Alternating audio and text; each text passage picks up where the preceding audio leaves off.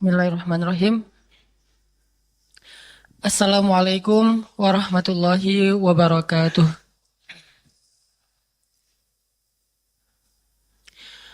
Alhamdulillah, alhamdulillahilladzi arsala rasulahu bil huda wa dinil haq liyudhhirahu 'alad dini kullihi wa kafa billahi syahida.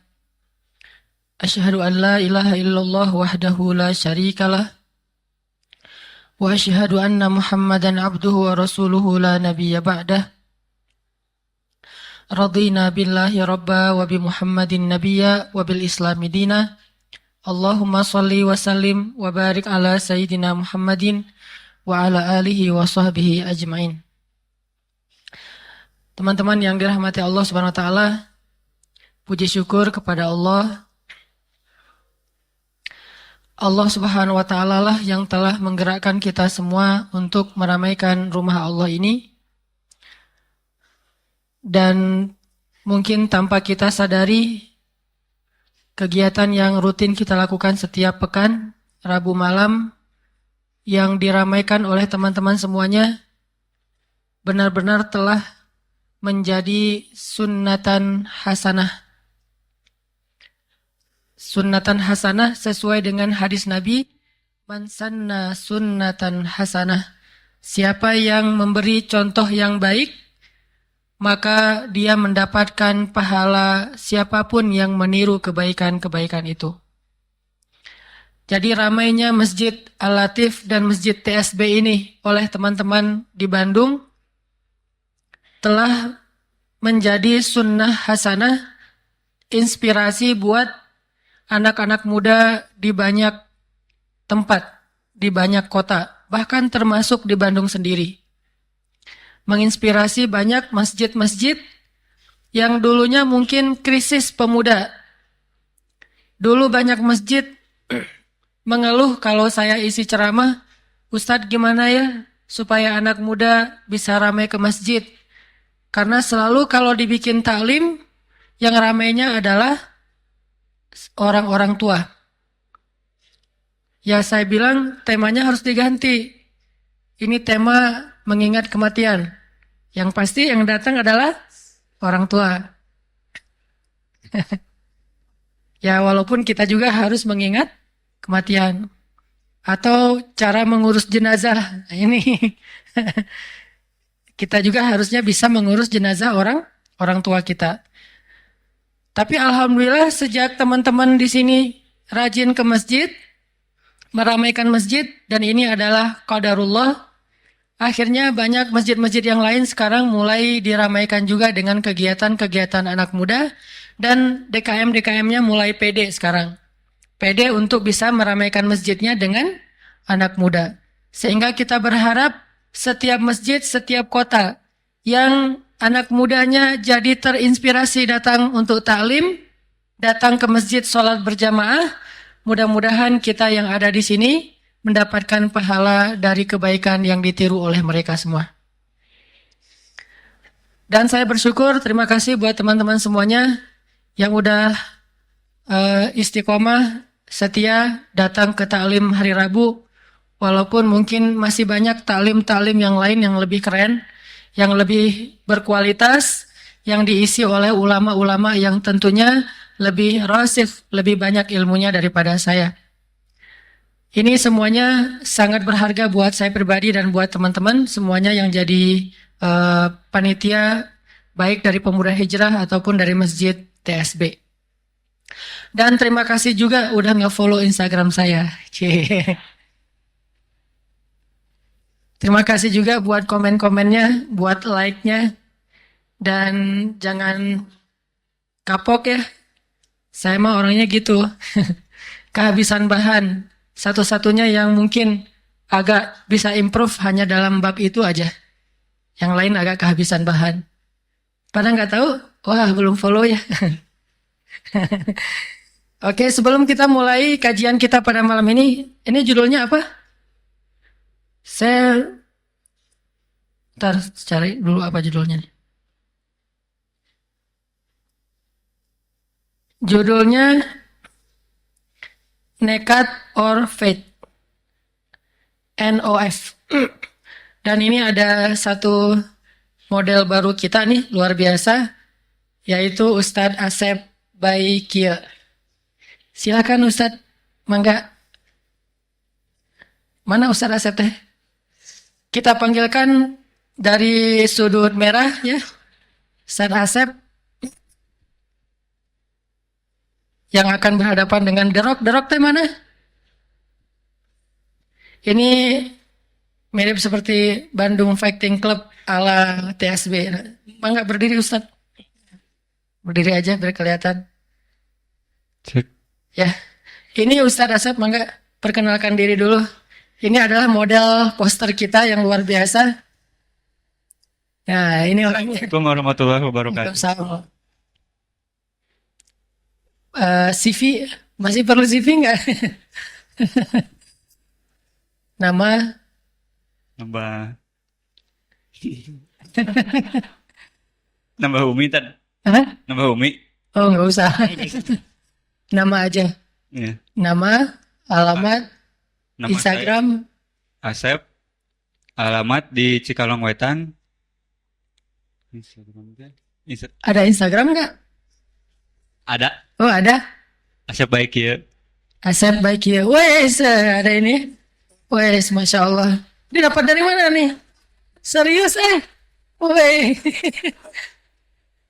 Benar ya. Ini totalitas ini namanya nih demi dakwah. Luar biasa. Berbagi pengalaman nih, by the way ya. Asep ini status Istri punya satu. oh. Ragu-ragu gitu jawabnya. Datang nggak? Enggak sih. Oh untung nggak datang nih. Pantesan ragu-ragu jawabnya. Istri udah punya anak, Punya satu. nikah di usia 23. 23 tahun. Yang di atas 23 tahun belum nikah. Nih ya, contoh apa tadi? Nekat or fate. Jadi nekat or fate ini bukan cuma sekedar bahasa poster, tapi Mang Asep udah membuktikan sendiri. Dulu nikah usia 23 ya. Ya, nekat. Pas nikah itu udah kerja belum, Mang? Udah sih. Terus nekatnya di mana? Kalau udah kerja mah udah nggak nekat atuh ya. Nekatnya kalau nggak sekarang kapan lagi gitu. Wes, kalau nggak sekarang kapan lagi? Kapan-kapan ya. Terus ketemunya gimana, Mang? Boleh cerita nggak? Gimana cara apa nembak atau apa gitu istilahnya? Langsung. Soalnya banyak yang belum tahu cara lewat sosial media atau to the point aja langsung ketemu. Oh, dulu mah belum ada sih sosial media. Oh, belum ada sosmed ya. Terus gimana? Ketemunya di mana? Di Alatif. Oh, belum mengenal Alatif sih. Oh, belum kenal Alatif. Terus ketemu di studio karena sama-sama model ya. Ada pesan nasihat buat teman-teman biar segera hijrah status? Ya, modalnya ya nekat dan yakin juga perlu sih. Nah, itu yang paling utama. Dulu juga saya nekat juga gitu dan nikah. Saya kalau terus terang, saya cuma punya uang 2 juta rupiah. Oh, cuma ya Ya, 2 juta rupiah. Ya. Terus 2 juta rupiah cuma buat dia. Saya mah dulu ngutang. ya itu juga ngutang sih. Oh. Itu juga ngutang. Oh, ternyata sama. Alhamdulillah ada yang mempercayai gitu. Oh, udah lunas sekarang? Alhamdulillah udah. Ke istri? Tetangga sih. Oh, tetangga. Ya merasa iba mungkin lah. Terus pas ngelamar langsung diterima? Nggak ada syarat-syarat yang... Enggak sih. Soalnya kan langsung ngomong ke calon istri, bilang ke bapak hari ini atau malam kapan mau datang ke rumah sama orang Oh, tua. jangan kunci pintu. Ya jangan dikunci Terus datang sendiri sama keluarga. sama keluarga. Oh, langsung pakai keluarga. Ya. Wah, susah nolaknya ya kalau udah keluarga kali ya. Nah, itu salah satu tips. Kalau mau datang dan nggak ditolak, persentase ditolaknya lebih kecil. Bawa. bodyguard. Bawa keluarga, bawa orang tua, ayah, ibu, kalau perlu bawa ustadz. Dan lebih susah lagi nolaknya tuh, karena ustadz punya banyak dalil. Jadi susah. Gimana mau ditolak? Ntar kualat, daripada kualat kan, mending terima aja. Terakhir satu lagi mungkin pesan-pesan atau nasihat buat teman-teman, motivasi.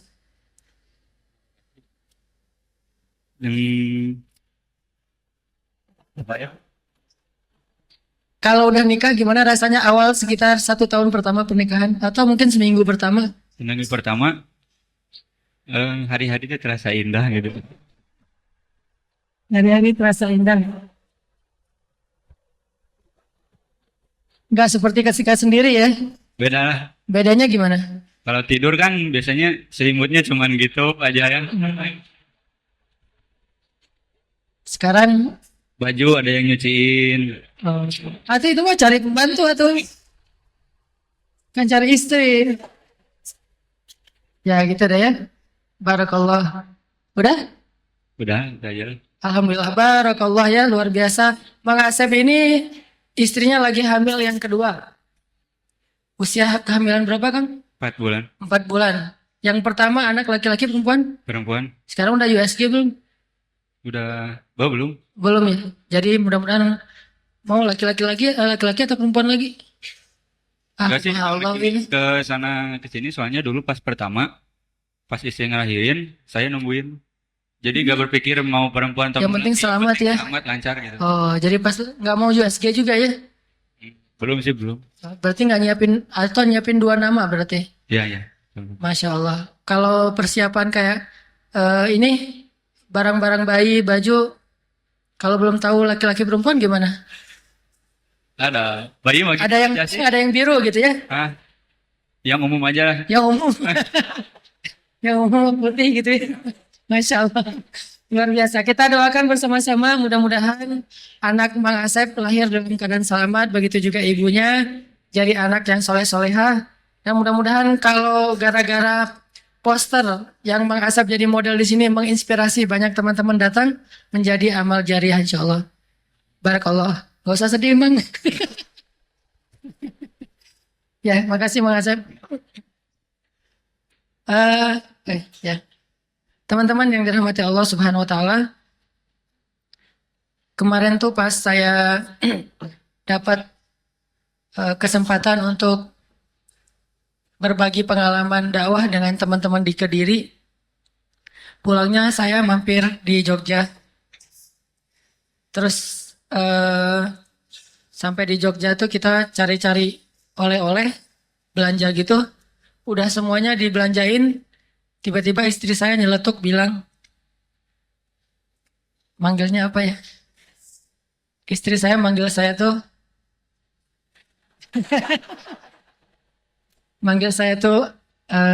Albi. Albi itu kalau dalam bahasa Arab, qalbi artinya my heart. Yeah. Manggil saya my heart. Dia bilang, hatiku sih. Dia manggil biasa aja lah ya. Cari dong itu baju batik. Buat apa kan saya dari dulu mah nggak pernah malah pakai baju batik. Terakhir kali saya pakai baju batik itu waktu musabakoh masih anak-anak dulu. Itu juga karena dikasih seragam dari masing-masing kafilah dikasih baju batik. Sejak saya ke Mesir, saya udah nggak pernah pakai batik, nggak pernah pakai sepatu. Terakhir kali saya pakai sepatu itu SMA. Jadi lulus SMA, saya gantung sepatu. Artinya nggak pernah lagi pakai sepatu. Baru pakai lagi sepatu kemarin 2 tahun yang lalu dan itu juga canggung banget, gatal-gatal kaki saya. Aneh gitu kok jadi pakai sepatu. Biasanya pakai sendal biasa. Nah kemarin istri saya nyetuk bilang cari baju batik. Buat apa? Buat teman-teman yang di Bandung. Maksudnya biar mereka mengundang kamu untuk mengisi khutbah nikah. Iya. Jadi saya sengaja beli 2 helai baju batik nih. Nunggu teman-teman di sini kapan nikah. Nih ya buktinya ya, saya mah nggak cuma ngebully, tapi saya juga mendoakan, saya juga serius, saya juga udah siap-siap. Kalian siap-siap mencari pasangan, saya siap-siap menerima undangan. Dan siap-siap juga ngedoain barakallahu lakuma wa baraka alaikuma wa jama'a bainakuma fi khair. Mudah-mudahan semakin dekat waktu kita mendengarkan doa itu dalam hidup kita insya Allah. Oke, selesai pembulian. Sekarang masuk materi. Saya malam ini nggak mau ngebully, lagi insaf. Kita membahas tentang nekat atau iman, atau belief, atau faith. Kalau dalam bahasa yang lain bisa dibilang nekat atau tawakal ya.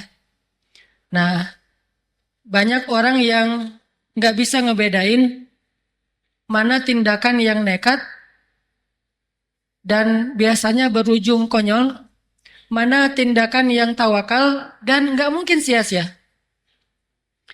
Baik itu dalam pekerjaan, dalam pernikahan, dalam mencari sekolah, dalam mencari kos-kosan, dalam membeli barang, dalam hidup, dalam apapun. Gimana cara kita membedakan bahwa ini nekat nggak ya? Kalau terlalu nekat, bahaya juga. Kecuali nekat dalam makna yang pernah saya bahas, yaitu nekat karena tawakal. Malam ini kita pengen ngebedain mana nekat, mana tawakal. Mana yang konyol, mana sia-sia, mana yang berpahala. Mana yang diridhoi oleh Allah Subhanahu wa Ta'ala. Sehingga dengan demikian, kenekatan kita bukan kenekatan yang hanya menghabiskan usia kita sia-sia. Bukan nekat untuk hal yang nothing gitu. Tidak akan mendapatkan kebaikan di dunia, tidak juga mendapatkan kebaikan di akhirat. Itu banyak sekali orang yang nekat kayak gitu. Kayak misalnya contoh nekat di zaman dulu, nekatnya Ikrimah bin Abi Jahal. Teman-teman tahu Ikrimah bin Abi Jahal? Pernah baca biografinya? Ikrimah bin Abi Jahal ini adalah Jagger Mekah yang paling nekat sebelum masuk Islam. Pokoknya dia kalau udah ribut sama orang itu udah bunuh-bunuhan. Sama seperti Khalid atau Umar. Cuman kalau Khalid dan Umar mungkin terkenal lah, mereka mah kuat. Kalau Ikrimah tidak sekuat Khalid, tidak sekuat Umar. Yang kuat dari dia itu adalah kenekatannya. Dia berani mati, orangnya nggak mikir panjang. Lalu setelah dia masuk Islam, akhirnya kenekatannya itu dia gunakan yang diridhoi oleh Allah Subhanahu wa Ta'ala.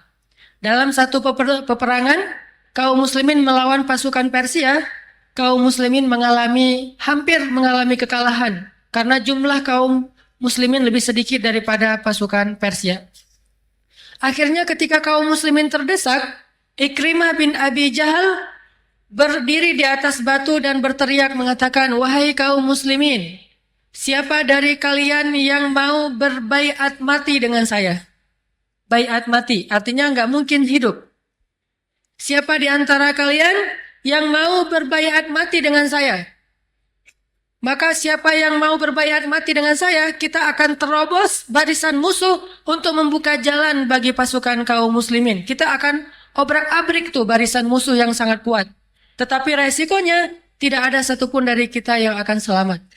Jadi ini benar-benar kayak adegan bunuh diri. Dan ini menjadi dalil dari para ulama di Al-Azhar bolehnya istishhad.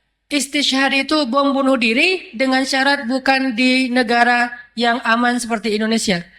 Misalnya seperti orang-orang Palestina yang terdesak oleh pengepungan Israel. Dan mereka tidak bisa makan, tidak bisa berobat bagi yang sakit dalam kondisi yang tertekan. Akhirnya ada yang jadi relawan ingin melakukan aksi bom bunuh diri di tentara musuh. Maka para ulama Al-Azhar memfatwakan itu halal dalam kondisi perang. Tapi kalau kondisi seperti di Indonesia, nggak boleh karena tidak ada perang dan tidak ada musuh yang menyakiti kita untuk kita sakiti balik atau untuk kita serang balik. Akhirnya Ikrimah mengumpulkan kurang lebih 100 pasukan berkuda dan mereka semuanya sudah berbaiat akan mati bersama Ikrimah. Jadi udah nggak ada niat untuk balik dalam keadaan selamat. Meluncurlah mereka 100 pasukan berkuda untuk mengobrak-ngabrik barisan musuh dan tidak ada satupun dari mereka yang kembali dalam keadaan selamat termasuk Ikrimah. Ini kenekatan yang diridhoi oleh Allah Subhanahu wa Ta'ala. Sehingga bagaimana caranya kita punya keberanian seperti ini bukan untuk berjihad yang sifatnya perang. Mungkin alhamdulillah di Indonesia tidak ada peperangan, tetapi nekat dalam makna tawakal kepada Allah Subhanahu wa Ta'ala sehingga kita berani mengambil keputusan-keputusan yang orang lain takut. Kadang keluar dari sebuah pekerjaan yang syubhat atau haram. Kadang kita tidak mau mengambil sebuah proyek yang kita ragu-ragu kebenarannya atau ada korupsi segala macam. Kadang mungkin juga dalam masalah pelajaran misalnya. Nekatnya adalah kita berani mengambil sebuah mata kuliah atau fakultas yang mungkin bagi orang lain, gak mungkin lo bisa lulus di situ. Sama kayak saya dulu nekat pengen belajar di Al-Azhar, walaupun secara logika kayaknya nggak mungkin saya sampai ke luar negeri, apalagi Mesir dengan kondisi keluarga saya yang miskin. Bahkan dulu saya punya cita-cita. Cita-cita saya sejak kecil kalau ditanya orang, Dek, cita-citanya apa? Rata-rata anak kecil mah jawabnya dokter ya, presiden. Saya cita-citanya pengen jadi imam Masjidil Haram. Cita-citanya apa, Dek? Pengen jadi imam Masjidil Haram. Hah? Masjidil Haram yang mana tuh? Saya nggak ngerti orang Indonesia. Itu yang Mekah, itu yang Syekh Sudais. Oh gitu, ya mudah-mudahan dikabulkan. Alhamdulillah ya, ternyata jadi masjid, imam Masjid Al-Latif. Tapi ternyata cita-cita itu tercapai. Saya pernah beberapa kali menjadi imam Masjidil Haram. Makmumnya jamaah umroh. Tapi kan imam juga kan? Di dalam Masjidil Haram dengan makmum jamaah umroh. Artinya cita-cita saya sudah tercapai. Walaupun bukan imam utama, tetapi pernah ngimamin sholat di dalam Masjidil Haram. Ini artinya gimana caranya kita berani punya cita-cita yang tinggi, berani untuk berspekulasi karena Allah, berani untuk sedikit nekat karena Allah, termasuk dalam urusan menikah. Saya yakin teman-teman mah udah nekat. Tinggal nunggu takdir ya. Nekatnya saya yakin udah, bukti nekatnya datang ke sini nih ya. Datang saya pengen dapat motivasi nikah lagi nih. Udah nekat banget pengen nikah. Yang di atas juga udah nekat banget nungguin. Pokoknya siapa yang datang pasti saya terima. Ternyata yang datang cewek gitu. Enggak. Siapapun yang datang saya terima. Mau dia beratnya tingginya 170 atau tingginya 1 meter kurang sedikit misalnya. Terima aja lah ya. Udah umur segini juga mau nunggu apa lagi misalnya ya. Saking udah nekatnya. Tetapi gimana caranya nekat kita ini adalah nekat yang insya Allah Allah bantu dan tidak menjadi sia-sia. Sebelum kita membahas itu, saya pengen sharing sebuah kisah tentang seorang ulama. Ada seorang ulama selalu berdoa kayak gini. Allahumma rzuqni kama tarzukul bughas. Ya Allah, beri saya rezeki sebagaimana engkau memberi rezeki bughas. Bughas itu burung gagak yang masih bayi. Itu namanya bughas. Kalau sudah menjadi gagak yang udah dewasa, itu namanya ghurab. Itu gagak yang udah dewasa. Kalau gagak yang masih kecil, itu namanya bughas. Apa warna burung gagak? Hitam ya. Nah, ya Allah, beri saya rezeki seperti engkau memberi rezeki seekor bughas, yaitu bayinya gagak. Dan Nabi Shallallahu Alaihi Wasallam pernah menyampaikan hadis tentang burung ini. Kata Nabi, seandainya kalian berserah diri kepada Allah dengan sebenar-benarnya, maka Allah Subhanahu Wa Taala akan memberi kalian rezeki seperti Allah memberi rezeki kepada burung. Kalau kalian bertawakal, berserah diri kepada Allah, haqqa tawakkulih, dengan sebenar-benarnya, maka la razaqakum kama razaqat tayr. Maka Allah akan memberikan kepada kalian rezeki seperti Allah memberikan rezeki kepada burung. Apa maksud seperti memberi rezeki kepada burung? Kayak gimana sih Allah memberikan rezeki kepada burung? Ternyata saya baru ngerti maksud memberi rezeki kepada burung itu dari kalimat ulama ini. Ya Allah, beri saya rezeki seperti engkau memberi rezeki kepada seekor burung bughas atau anaknya burung gagak yang masih bayi. Kayak gimana caranya? Teman-teman, ternyata burung gagak itu ketika dia menetaskan telur, bayi yang keluar itu warnanya bukan hitam, tapi putih. Karena bulunya belum sempurna, sehingga dia berwarna putih. Karena bayinya berwarna putih, ibunya tidak menerima bayi itu. Karena ibunya tidak mengenal. Kok beda nih? Saya gelap, kok kamu terang gini, anak siapa? Kan bahaya ya. Ternyata anak tetangga. Nah, akhirnya ibunya nggak nerima karena nggak mengenali anaknya yang berwarna putih sedangkan induknya berwarna hitam. Akhirnya karena ibunya tidak menerima kenyataan, ibunya pun pergi ke pohon yang lain dan memantau anaknya dari kejauhan dan tidak diberi makan. Karena tidak dianggap anaknya, nggak kenal gitu. Lo siapa? Gitu. Hah? Anaknya emak, gitu kata dia. Hah? Emak, mama, gitu. Lo manggil aja udah emak, berarti kayak bukan anak gua nih. Gitu ya. Ya mama, gitu. Bukan Umi. Jadi istilah pemanggilan. Ini si anaknya burung ternyata beda warna. Sehingga ibunya pergi ke pohon yang lain dan memantau anaknya dari kejauhan karena dia tidak mengenali anak itu. Jadi kayak orang yang heran gitu ngelihatnya. Heran aja ngelihat bayi burung yang warnanya putih ini gagah nggak ya, gagah nggak ya. Dan ternyata setiap gagah kayak gitu tuh. Jadi ini ada kayak apa tidak menerima berjamaah. Jadi semua ibu gagak itu, ibu bukas tidak menerima anaknya ketika baru lahir. Itu sudah menjadi qadarullah kayak gitu sunatullah. Kalau kita kan sunatullahnya pas lahir disyukuri ya. Jadi ada sunnah kalau ada kelahiran kita mengucapkan tahniah, mengucapkan kalimat selamat. Selamat ya barakallahu fi maulud mungkin atau selamatnya supaya anaknya jadi seperti ayahnya gitu ya. Kata ibunya, jangan seperti ayahnya. Justru saya berdoa jangan seperti ayahnya sama sekali. Ya Allah, aku berlindung kepadamu dari ayahnya misalnya. Didoain lah ya, minimal didoakan. Kalau di kita mah, kalau manusia ketika anak lahir, orang tuanya menerima. Itu sunnatullah. Sehingga kalau ada yang tidak menerima bayinya, berarti tidak sesuai dengan sunnatullah. Kalau burung gagak, sunnatullahnya itu nggak nerima. Begitu bayinya lahir, kok gini ya, pergi aja. Pasti bukan anak saya nih. Tahu anak siapa dititipin ke saya. Nyari gitu, terus lihat dari kejauhan. Beberapa lama, beberapa minggu, bahkan beberapa bulan. Tidak diberi makan. Terus gimana makannya? Sedangkan bayi ini, bukas ini, tidak mampu terbang. Bahkan duduk aja atau berdiri aja nggak mampu. Masih uek-uek gitu. Pampers saja bisa digantiin kan? Coba gimana tuh? Gimana dia merawat diri sendiri sementara dia masih bayi? Gimana cara dia makan? Ternyata ini miracle, ini amazing banget. Allah Subhanahu wa taala memberi dia rezeki makan dengan cara mengeluarkan lendir dari tubuh bayi ini yang bau lendir itu akan membuat serangga-serangga tertarik dan datang ke sarangnya. Kayak gitu cara Allah memberi rezeki. Dikasih lendir yang punya bau aroma tertentu yang membuat serangga senang. Sehingga serangga-serangga datang ke sarang itu dan serangga inilah makanan bayi buros.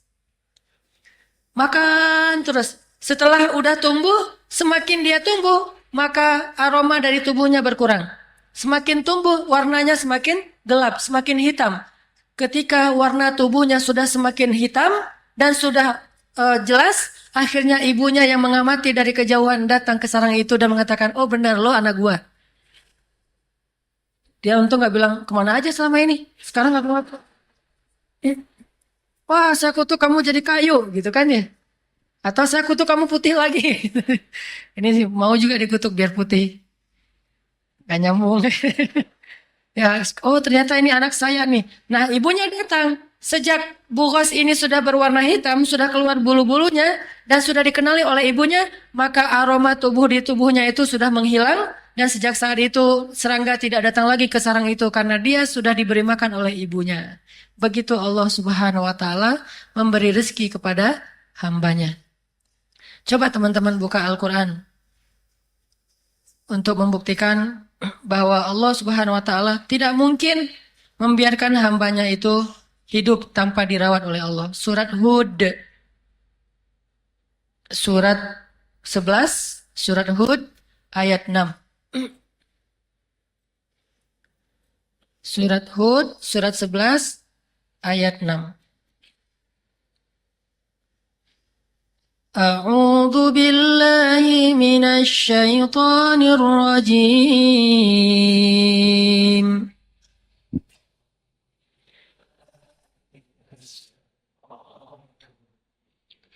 Bismillahirrahmanirrahim.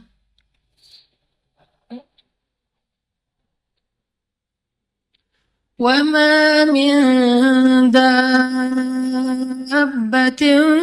في الأرض إلا على الله رزقها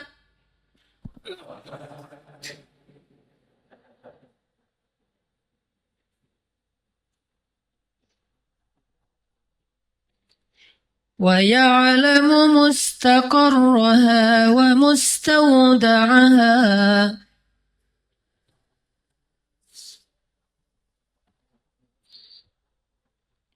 كل في كتاب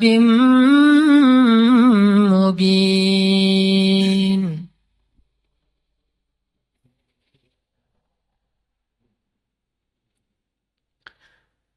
Dan tidak ada suatu hewan melata pun di muka bumi kecuali Allah telah menjamin rezekinya. Dan dia tahu tempat berdiam binatang itu dan tempat penyimpanan rezekinya. Sesungguhnya semua tertulis di dalam kitab Lauhul Mahfuz. Apa maksud dari ayat ini? Tidak ada satupun makhluk yang ada di muka bumi, tidak ada satupun. Sampai yang dabbatin, yang berjalan dengan perutnya. Yang jalannya tuh pelan, kayak siput. Jalannya pelan banget. Atau yang bahkan lemah sekali. Tempat dia tinggalnya aja kena angin langsung rusak seperti laba-laba. Tidak ada satupun makhluk di muka bumi ini illa 'alallahi rizquha, kecuali Allah pasti menjamin hidupnya. Jadi sebagaimana Allah telah memberi kita kehidupan, begitu juga Allah menjamin bagi kita kehidupan itu. Tidak mungkin Allah membiarkan kita terlantar dan kelaparan. Tidak mungkin. Semuanya sudah ada di dalam aturan Allah Subhanahu wa Ta'ala. Ini namanya faith. Sehingga kalau kita percaya, kalau kita yakin bahwa Allah lah Maha Pemberi rezeki, hidup kita itu ada di dalam genggaman Allah, harta kita itu ada di dalam tangan Allah, cuman belum dikasih semuanya kepada kita. Terus kenapa kita menjadi khawatir? Kenapa kok kita jadi galau? Kenapa kita galau soal rezeki? Kenapa kita galau untuk bisa memberi makan istri kita? Nanti saya kasih makan apa? Kenapa kita galau bahwa anak kita nggak bisa dikasih makan oleh menantu kita? Nanti dia ngasih makan apa buat anak saya? Kenapa kita galau tidak bisa memberi makan anak-anak kita? Kalau punya anak sekarang terus kita masih makan apa? Orang kita hidup juga susah. Ini karena kita kurang belief, kurang faith, kurang percaya kepada Allah Subhanahu wa Ta'ala. Padahal Allah mengatakan, jangankan manusia, dabbah, hewan yang lemah yang berjalan di atas perutnya saja, mereka 'alallahi rizquha, Allah menjamin rezekinya. Sehingga agak heran kalau ada mertua yang menolak lamaran seorang laki-laki yang baik hanya gara-gara pekerjaannya tidak berkenan di hati mertua ini. Ini mengherankan. Apa pekerjaannya? Pengusaha, Pak. Pengusaha yang gimana maksudnya ya? Jualan maksudnya. Oh, jualan di mana? Di pasar, jualan apa? Jualan bawang misalnya ya. Wah, pengusaha bawang ya. Ada yang pengusaha minyak, jual minyak pom bensin yang sekarang itu. Yang ada di gang-gang gitu kan. Ini namanya pengusaha minyak, saudagar minyak kayak di Timur Tengah. Kerjanya apa? Saudagar minyak, Pak. PD gitu ya. Wah, saudagar minyak. Ya, di Dubai maksudnya? Enggak, di Cianjuang. Oh, kirain di Dubai gitu. Nah, gara-gara itu akhirnya berubah pikiran. Duh, gimana ya anak saya nanti makannya? Apalagi sekarang biaya segalanya udah naik mahal. Biaya rumah aja, ngontrak aja mahal, listrik juga dan segala macam. Kalau ini masih menjadi penghalang menikah, baik kita yang mau menikahi atau perempuan yang dinikahi atau orang tua yang anaknya akan dinikahkan, berarti kita kurang percaya dengan surat Hud ayat 6. 'Alallahi rizquha, Allah yang menjamin rezekinya. Sehingga kalau ada calon mertua yang nanya kayak gitu, seperti yang saya pernah bilang, kamu kerjanya apa? Berdoa, Pak. Hah? Maksudnya? Kan rezeki kita di tangan Allah, Pak. Jadi kalau saya mau makan, saya minta kepada Allah. Kalau istri saya lapar, saya minta kepada Allah. Wah, ini sebaik-baik pekerjaan adalah berdoa. Tuh. Pekerjaan berdoa. Soal ternyata dia kerjanya misalnya di perusahaan apa, ternyata dia pegawai negeri, ternyata dia pengusaha properti, itu mah nggak usah disebut, walaupun punya, tapi bilang dulu kerjanya apa? Berdoa kepada Allah Subhanahu wa taala. Allah yang menjamin rezeki saya. Walaupun kita pengusaha properti, kalau Allah menahan rezeki kita, nggak ada yang bisa memberikan kepada kita sebutir beras pun. Ini namanya faith, beriman kepada Allah. Oh ya, insya Allah nanti kita lanjutkan lagi pembahasan tentang faith dan nekat ini setelah sholat isya. Bismillahirrahmanirrahim. Teman-teman yang dirahmati Allah Subhanahu wa taala.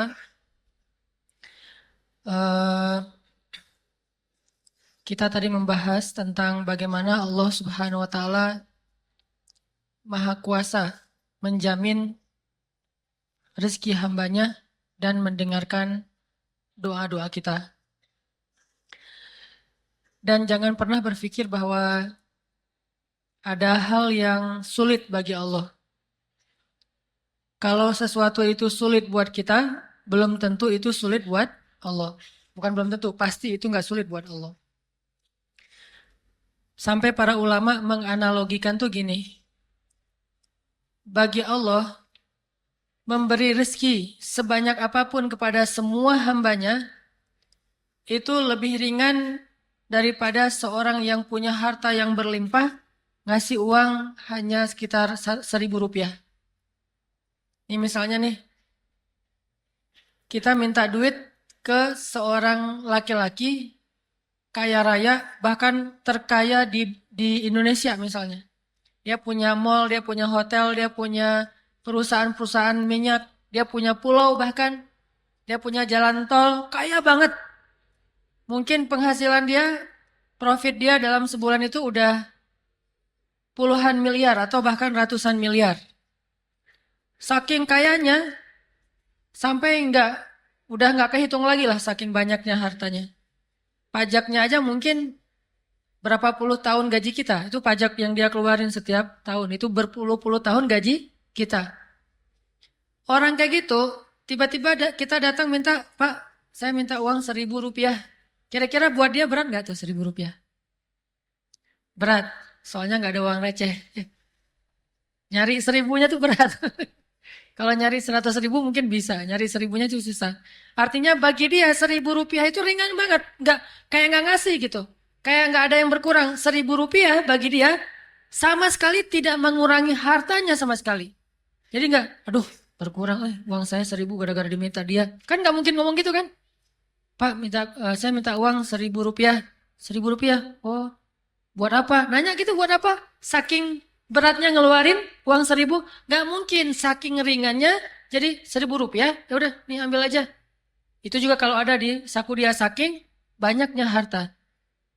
Maka Allah memberikan semua keinginan hambanya, langit bumi dikasih semuanya, itu lebih gampang buat Allah, lebih ringan buat Allah daripada laki-laki kaya tadi ngasih cuma 1.000 rupiah. Kalau dalam bahasa hadis qudsi, seandainya kalian semuanya, baik jin ataupun manusia, hewan ataupun tumbuhan, yang awal dan yang akhir, dari Nabi Adam sampai hari kiamat berkumpul, lalu semua kalian berdoa kepada Allah Subhanahu wa taala, ya Rabbi, semuanya mengatakan ya Rabbi serentak tuh.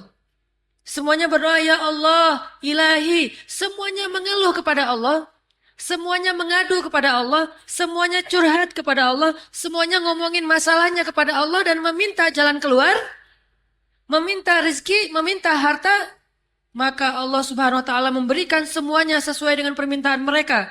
Semua yang Allah berikan itu tidak mengurangi kekayaan Allah, kecuali hanya seolah-olah seperti setetes air dari ujung jarum yang dicelupkan ke laut. Cuma segitu.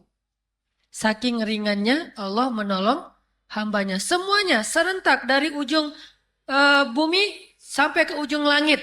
Dari Nabi Adam sampai kepada hari kiamat. Manusia dan jin. Minta apapun kepada Allah, Allah kasih. Semua yang diminta dikasih. Itu pun tidak mengurangi harta Allah. Kecuali hanya seperti setetes air dari ujung jarum yang dicelupkan ke laut. Sehingga kita nggak boleh sama sekali suudzon kepada Allah. Kita harus yakin bahwa kalau ini karena Allah, udah belajar mantep nih. Masalahnya cuma satu, mengubah nekat menjadi tawakal, faith, belief, cuma masalah niatnya. Karena apa nih? Bekerja, mencari pekerjaan karena apa? Kalau karena Allah, udah, gak usah khawatir. Kita misalnya belajar karena apa? Karena Allah, gak usah khawatir. Mau dia keluar negeri, mau di dalam negeri, mau di kutub. Pokoknya kalau karena Allah, udah. Allah yang menjamin. Siapa yang melakukan sesuatu dengan nama Allah, maka Allah terlibat di dalamnya. Dan Allah sebaik-baik yang terlibat di dalam satu urusan. Libatin Allah. Sudah seberapa dalam kita melibatkan Allah dalam urusan kita? Sudah seberapa dalam kita melibatkan Allah dalam pernikahan kita? Apakah kita melibatkan Allah hanya ketika mencari jodoh, setelah menikah tidak lagi melibatkan Allah? Sudah seberapa dalam? Karena kalau kita melibatkan Allah, pasti Allah Subhanahu wa Ta'ala akan memperlihatkan kepada kita hal-hal yang mustahil bisa menjadi kenyataan. Kalau saya renung-renungkan ya, saya ini sebetulnya termasuk orang yang beruntung nikah sama istri saya. Kalau dia nggak tahu untung apa rugi gitu nikah sama saya. Kalau saya mah beruntung nikah sama dia. Dan saya mah ngomong gini orangnya ada soalnya. Gak jujur ya. Hai. Kepada istri saya yang di belakang. Nih, saya tuh ngerasa beruntung nikah sama dia. Kenapa? Setelah nikah saya baru nanya-nanya. Kayaknya saya banding-bandingin kita nih nggak sekufu. Nggak selevel. Dia mah oriental banget. Cewek Korea gitu yang berhijab. Saya mah orang Madagaskar yang dipakein sorbannya. Soalnya keturunan orang tua saya itu campuran antara Afrika sama India. Kan orang Aceh mah campuran. Ada yang matanya biru gitu yang di daerah Melaboh, Aceh Barat, itu Portugis. Ada yang murni Arab banget. Kalau saya perhatiin ayah saya, kakek saya nih kayaknya ada yang mirip India, ada yang mirip Afrika. Jadilah ini campuran antara benua Afrika sama orang-orang India. Hidungnya India, kulitnya agak-agak mirip Madagaskar.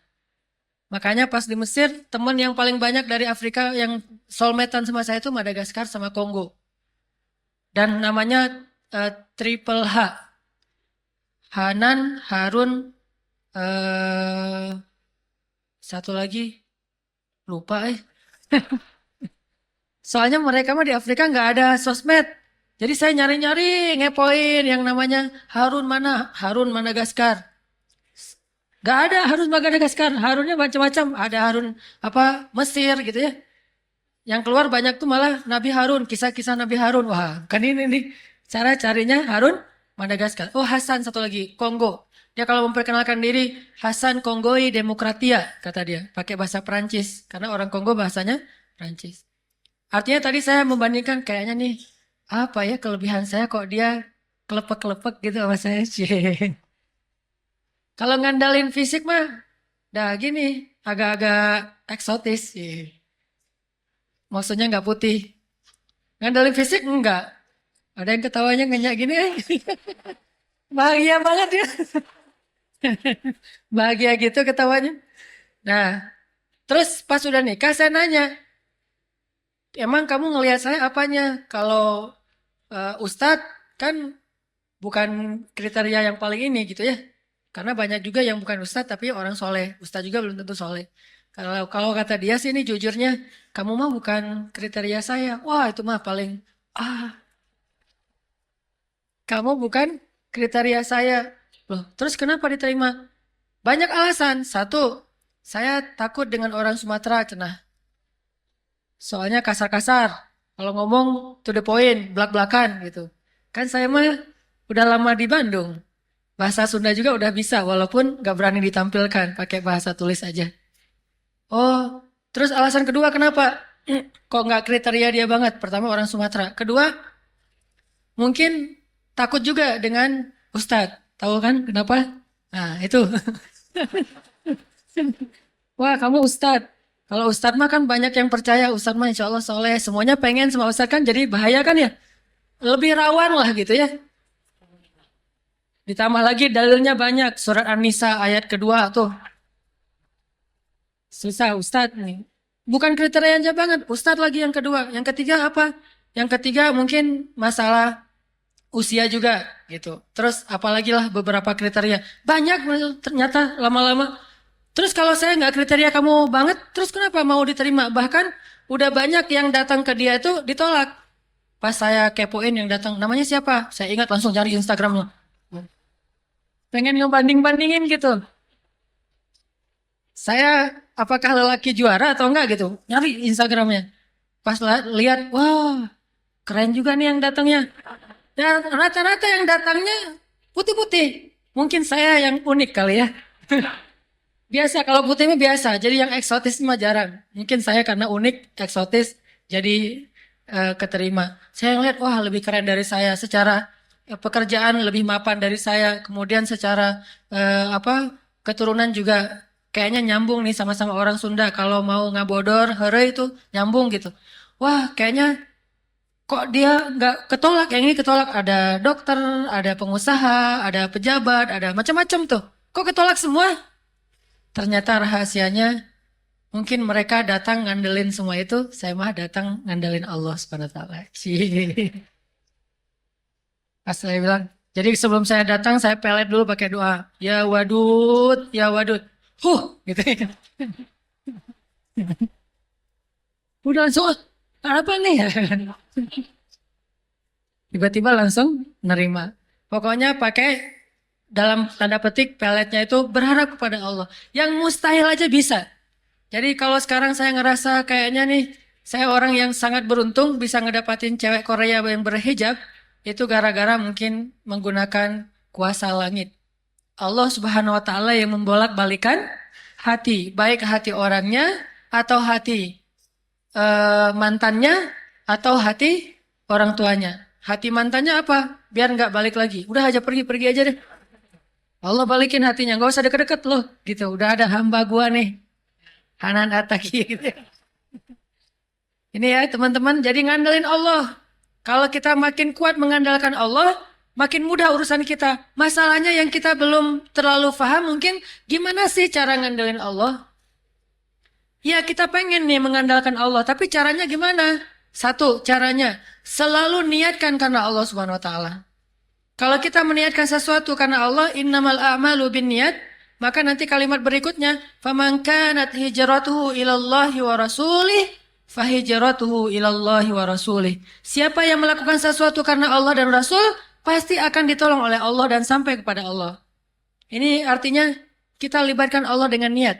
Saya menikah karena ingin misalnya supaya halal hubungannya. Supaya saya bisa meninggalkan dosa-dosa, supaya saya tidak lagi terkena fitnah akhir zaman, supaya karena menjaga diri, perempuan menjaga ifahnya, laki-laki juga menjaga dirinya seperti Yusuf, seperti Yahya dan yang lainnya. Kalau kita niatkan karena Allah, Allah mudahkan. Kedua, saya pengen menikah kalau karena Allahnya pengen nanti di akhirat ada yang menyambut saya di pintu surga. Jadi begitu kita masuk pintu surga, dia udah duluan. Dari tadi ditungguin kemana aja sih? Ya, oh enggak, tadi mah banyak yang dihisap sih. Hisap apa? Kan Akang mah orang kaya gitu. Masih sombong depan pintu surga. Kira nggak jadi masuk ya. Kan nggak boleh masuk surga orang yang di dalam hatinya ada sombong sekecil zarroh. Jadi nggak mungkin adegannya kayak gitu. Wah kangen, 500 tahun gak ketemu, iya kemana aja? Ya saya soalnya di timur, kamu di barat. Akhirnya kita ketemunya di pintu surga, terereng gitu ya, lari gitu. Hujan-hujanan, ini ya ada jadinya. Ini supaya niatnya nanti di surga juga kita udah punya pasangan. Daripada di surga masih ta'aruf-ta'arufan kan ya? Sudah ta'aruf dulu. Ini malaikat apaan tuh? CV saya. Itu, oh ya, dikumpulin sama malaikat. Ini CV siapa yang mau nih? Kan susah, mending di dunia dulu. Walaupun di surga pasti Allah Subhanahu wa taala nggak mungkin membiarkan kita hidup sendiri di surga. Pasti ada pasangan. Cuman kalau nggak nikah di dunia, nikahnya di surga. Kalau ternyata udah habis jatahnya dari manusia, dikasih dari yang la yamsashunna insung qablahum walajan, yang belum pernah disentuh oleh manusia dan jin sebelumnya, yaitu hurul ain, yang bermata jeli, namanya bidadari. Kalau bidadara, saya nggak tahu hadisnya. Jadi kemungkinan nggak ada. Yang ada adalah laki-laki dunia yang nanti akan menjadi pangeran-pangeran surga. Dan di sana juga ada wedding. Nanti ada prewed. Ada prewednya tapi soleh ya, syar'i gitu ya. Nanti yang jadi walinya siapa? Allah. Allahu waliyul ladzina amanu. Allah itu walinya orang beriman. Kalau sekarang kita susah nyari wali. Kenapa? Nikahnya nikah lari kan susah nyari wali tuh. Kalau di akhirat Allah yang nawarkan biar aku aja yang jadi wali. Malaikat kalian jadi saksi ya. Ya. Saya nikahkan hamba saya bernama Fulin binti Fulan dengan kamu dengan mahar satu istana atau satu kerajaan di surga. Saya terima ya Allah. Apanya terima? Ya itu yang itu. Lupa namanya juga gitu ya. Saking bahagianya, saking berbunga-bunga. Ini kalau misalnya kita mengandalkan Allah, nggak usah khawatir. La tahzanu innallaha ma'ana. Jangan khawatir, Allah bersama orang yang niatnya karena Allah. Satu. Kedua, kalau kita pengen melibatkan Allah, pantaskan diri kita. Selain niat, pantaskan. Karena Allah Subhanahu wa Ta'ala itu menolong hambanya sesuai dengan usaha hambanya untuk mendekatkan diri kepada Allah. Siapa yang datang kepada Allah sejengkal, Allah datang kepadanya sehasta. Siapa yang datang kepada Allah sehasta, maka Allah mendekat kepadanya sedepa. Siapa yang datang dalam keadaan berjalan, Allah datang kepada dia dalam keadaan berlari. Artinya Allah itu tergantung gimana usaha kita. Makin kita pantas, makin kita soleh, makin kita dekat sama Allah, makin Allah mudahkan urusan kita. Karena tidak ada kemudahan di sisi Allah kecuali didapatkan dengan ketaatan kepada Allah. Jadi tidak mungkin kita dapatin kemudahan dari Allah itu hanya dengan berhayal. Imam Hasan Al-Basri dulu pernah ngelihat seorang anak muda jomblo. Lagi duduk di pinggir sungai, ngelempar-lempar batu ke dalam sungai sambil bilang, "Ya Allah, nikahkan saya dengan bidadari. Nikahkan saya dengan bidadari." Jadi dia jomblo fisabilillah tuh. Duduk sampai sungai. Gitu. Banget. Wajahnya lempeng gitu. Ya, nih jomblo. Ini ciri-ciri jomblo nih. Kalau wajahnya udah nggak lempeng, ini udah nggak jomblo berarti nih. Kalau yang masih, nah, jomblo tuh. Nah, ngelempar-lempar batu ke dalam sungai. Terus Imam Hasan Al-Basri lewat nanya, "Mabik, kenapa kamu kayak gini? Kenapa kamu mengucapkan ya Allah nikahkan saya dengan bidadari tapi sambil ngelempar batu ke sungai?" Kata Imam Hasan Al-Basri, "Mintalah dinikahkan dengan bidadari dengan beribadah kepada Allah dan perbaiki dirimu." Artinya, dekatkan diri kepada Allah, bukan cuma sekedar berhayal, ngomongnya setinggi langit, tetapi hubungannya dengan Allah itu jauh sekali. Ya Allah tolong saya, doanya tuh bagus, tetapi kehidupan dia tidak dekat dengan Allah SWT. Allah wali bagi orang-orang yang dekat kepada dia. Wa may yattaqillah yaj'al lahu makhraja. Dikasih jalan keluar. Dekatkan diri kita kepada Allah. Tingkatkan kapasitas kita. Yang tadinya hafalnya Al-Fatihah, Al-Ikhlas, Al-Falaq, An-Nas, hafal juz amma. Kalau misalnya ceweknya syarat suami saya, suami idaman, hafal Al-Quran 30 juz. Dia kasih syarat kayak gitu. Oh Neng, saya siap. Siap 30 juz, siap. Tapi mulai hafalnya setelah kita nikah ya. Ya gitu. Jadi Neng yang mentasmi, kan enak tuh ditasmi sama dia. Mau surat apa Kang? Terserah Neng deh gitu. Hah? Maksudnya? Udah hafal semuanya? Enggak, maksudnya baru mau hafal surat terserah Neng gitu. Ya udah, Kang surat ini aja Ar-Rahman. Wah, enak tuh Ar-Rahman. Fabi ayyi ala rabbikuma tukadziban. Jadi Akang udah hafal Ar-Rahman kan? Udah, maka nikmat mana lagi yang kamu dustakan? Cukup lah ya Ar-Rahman gitu kan ya. Mau dustain yang mana lagi gitu. Udah, oh gitu ya Kang. Ya minta Al-Muluk, minta Al-Kahfi, minta Yasin. Yang penting kita jangan salah paham terhadap Al-Quran. Neng mau hafal surat apa? Yasin. Innalillahi wa inna. Yasin mah bukan surat untuk hanya orang meninggal ya. Jadi jangan asal disebut Yasin sama dengan kematian. Gak harus. Kadang juga dibaca untuk orang meninggal. Terutama ketika sakaratul maut bacakan surat Yasin. Karena hadis Nabi, Iqra'u surat Yasin ala mautakum. Bacakan surat Yasin kepada orang yang mau meninggal di antara kalian supaya memudahkan sakaratul maut. Tapi yang udah mau meninggal nih ya, Jangan orang lagi sehat-sehat, Yasin. Kenapa lo? Biar berkurang satu saingan gitu, bacain Yasin. Jangan. Kalau yang lagi sakarat doang bacain Yasin. Kalau nggak sakarat jangan. Dan ciri-ciri sakarat tadi bangetnya tuh sakarat hati, sakarat perasaan, nggak bisa move on. Intinya tingkatkan kapasitas kita dan menghafal Al-Quran setelah menikah itu seru. Baca Al-Quran habis maghrib sampai ke Isya atau baca Al-Quran menunggu waktu subuh baca Quran. Bismillahirrahmanirrahim. Itu kurang mat. Yang mana mat? Yang ini tunjukin gitu ya. Oh ini namanya mat gitu. Jadi banyak candanya daripada ngajinya. Canda aja.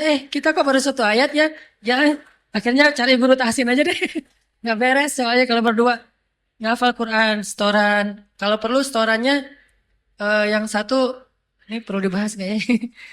Saya pernah mendengar istri saya ngaji. Apalagi kalau di perjalanan. Ngajinya, ya udah saya tidur aja. Dia ngaji. Yang kenceng lagi dong suaranya. Nah kenceng kok. Berarti kurang dekat suaranya wajahnya deketin lagi biar kedengaran. Deketin aja gitu ya. Biar ya udah kedengaran. Ini ngaji kalau udah menikah. Kalau belum nikah, ngaji aja sendiri sambil ngeliatin. Bismillahirrahmanirrahim. Jadi nggak konsen, ngaji ngepoin, nggak selesai kan ya. Tapi kalau udah nikah nggak perlu lagi ngepoin yang lain. Paling-paling ngepoin mantan, udah jadi apa sekarang gitu. Nggak boleh ya. Ini yang kedua, tingkatkan kapasitas. Yang ketiga, ini yang penting banget nih. Ada wasilah. Allah Subhanahu wa Ta'ala itu mengirimkan kebaikan kepada hambanya itu pakai wasilah. Kadang bisa langsung, kadang lewat wasilah. Wasilah itu apa? Perantara. Salah satu wasilah yang paling sering Allah turunkan kebaikan lewatnya adalah orang tua. Makanya hadisnya ridho Allah ada bersama ridho orang tua. Artinya Allah mau ngasih kebaikan, keridhoan itu lewat orang tua. Tanya orang tuanya dulu, ridho enggak nih? Orang tuanya berkenan enggak? Orang tuanya merestui enggak? Orang tuanya puas enggak dengan bakti anaknya? Sehingga kalau kita pengen lebih banyak kebaikan yang Allah berikan kepada kita, maka carilah wasilah. Salah satu wasilah itu adalah orang tua kita. Berbuat baik. Mungkin kalau kita belum dikasih jodoh sekarang, Allah masih nyuruh kita untuk lebih banyak berbuat baik pada orang tua. Karena setelah nikah, pasti akan beda statusnya. Pasti. Kalau kadang kita menemukan pasangan yang siap dengan kondisi orang tua kita. Kadang tidak siap. Itu jadi polemik baru. Atau setidaknya sama-sama siap, cuma kondisinya yang tidak siap. Karena dengan masih merintis, sehingga kita nggak bisa lagi banyak ngasih ke orang tua kita, karena juga ada tanggung jawab keluarga. Belum lagi kalau harus keluar kota, karena mungkin tugas pasangan kita di luar kota, pindah lagi, dan seterusnya, dan seterusnya. Belum lagi nanti kalau kita punya anak, dan sekarang banyak orang ketika punya anak, ibu mertuanya atau orang tuanya menjadi orang tua asuh bagi anaknya atau bagi cucu orang ini. Ini yang terjadi sekarang. Sehingga sebelum kita dikasih anugerah jodoh, maka orang tua kita dulu yang kita coba all out, habis-habisan berbakti pada orang tua. Masih ingat kisah Uwais Al-Qarni? Kenapa doa dia nggak ditolak oleh Allah? Karena dia nggak pernah menolak panggilan ibunya. Uwais, ya ma, langsung. Nggak lama-lama, Uwais, mana sih? Nggak lama-lama kayak gitu. Uwais langsung, ya ma, langsung datang, buru-buru. Bahkan dia mau ketemu Nabi aja nggak jadi. Gara-gara apa? Gara-gara nggak tega ninggalin ibunya sendiri. Padahal pengen ketemu Nabi. Seandainya Uwais ketemu Nabi, pasti Uwais sudah jadi golongan sahabat. Tapi berhubung nggak bisa ketemu Nabi, walaupun hidup sezaman dengan Nabi, namanya bukan sahabat tapi tabi'in. Dan keutamaannya walaupun nggak ketemu Nabi, Nabi kenal dengan dia. Sampai menyebutkan, khairut tabi'in Uwais. Sebaik-baik tabi'in itu adalah Uwais. Dan menyebutkan ciri-cirinya, termasuk penyakit yang ada di perutnya. Ini menunjukkan bahwa mulia sekali anak yang berbakti kepada orang tua. Apapun urusannya akan sukses. Jodoh, pekerjaan, pendidikan, semuanya. Dan yang paling penting bahagia. Karena doa ayah dan ibu itu adalah kayak mantra dalam kehidupan kita. Benar-benar akan membahagiakan kehidupan kita dengan seizin Allah. Kalau nggak ada orang tua, maka carilah wasilah orang-orang yang disayangi oleh orang tua kita. Keluarganya, paman kita, dan seterusnya. Atau wasilah yang lain, orang soleh. Sering-sering berkunjung ke orang soleh. Orang soleh tidak harus selalu ulama. Karena ada ulama yang soleh, kadang ada juga yang bukan ulama tapi soleh. Kita lihat secara zahir, ini orang soleh, melihatnya dari mana? Dia orangnya ada asarus sujud. Iya. Dia di jidatnya tuh ada asarus sujud.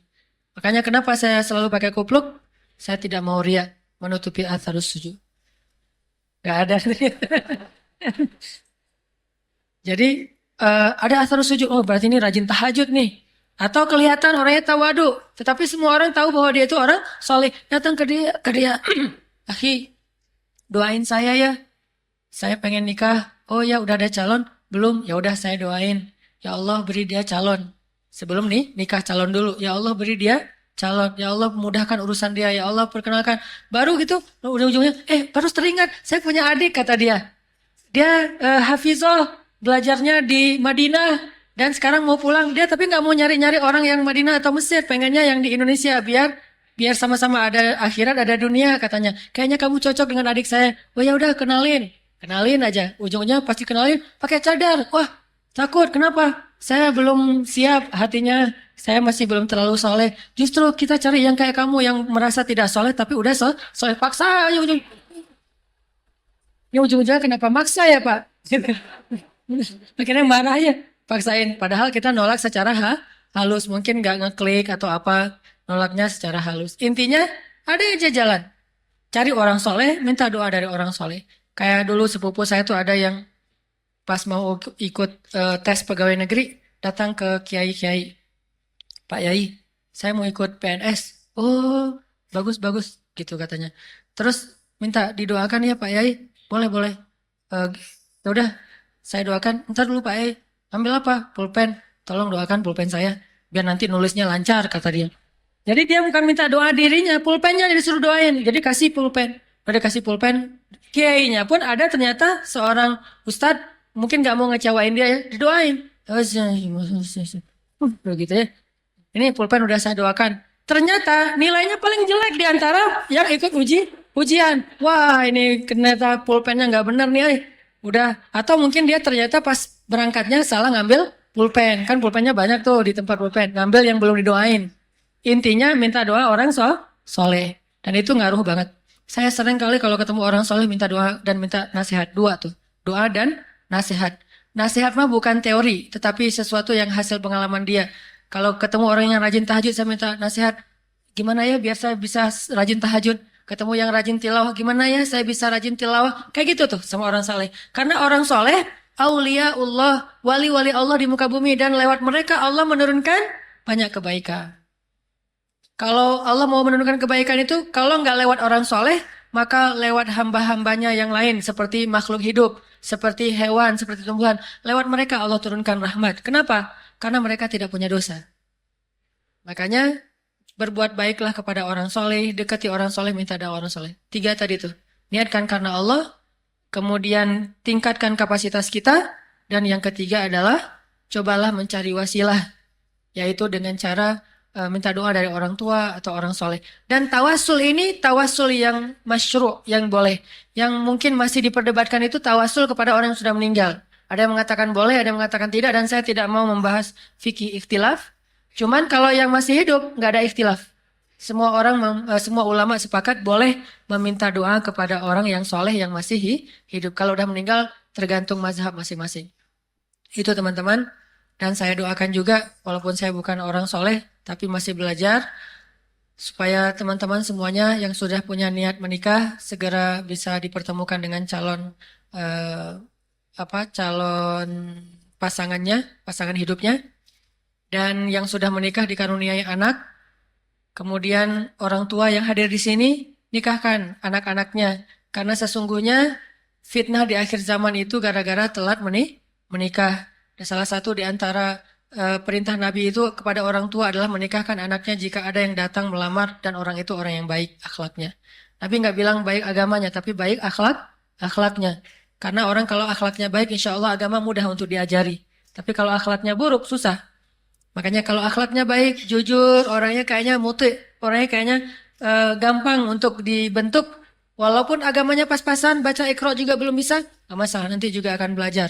Justru lebih seru belajar bareng-bareng. Yuk kita ke tarkib, begitu suami istri belajar tahsin, suami istri belajar tahfiz, suami istri ikut ta'lim, kan seru ya.